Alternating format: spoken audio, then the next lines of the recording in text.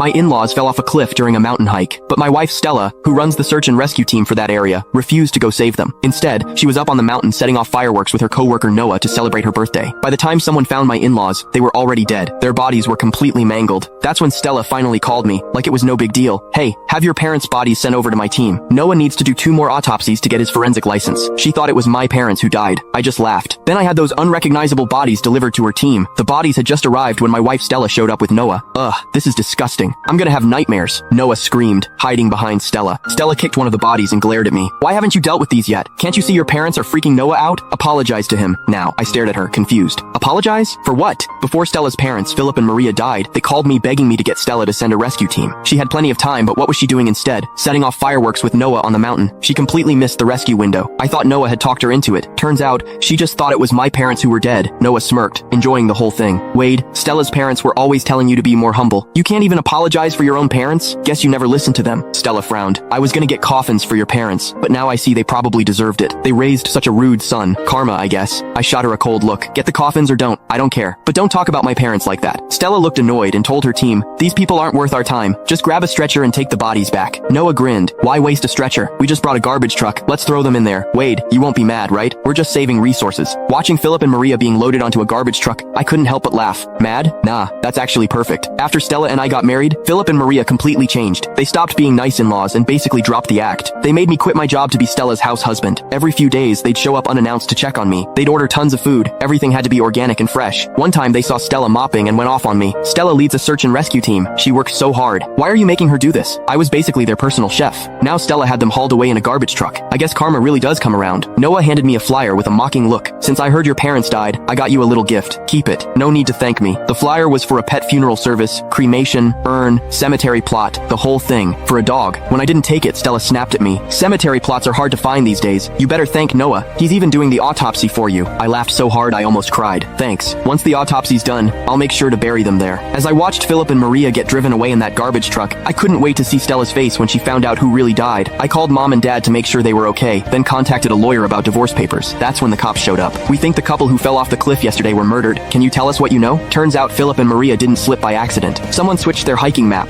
Philip and Maria only fell because they ended up in a restricted area. They always used the hiking map Noah gave them. No one else touched it, so Noah was the only one who could have killed them. When I heard this, I actually laughed. The guy Stella had been protecting this whole time was the one who murdered her parents. The search and rescue team was supposed to prep the bodies for viewing, so family had to be there. When I showed up, the bodies were just dumped outside, totally ignored. Not only were they not cleaned up, but their nice clothes had been swapped for ratty old rags. I didn't like Philip and Maria, but they were dead. They didn't deserve this. I followed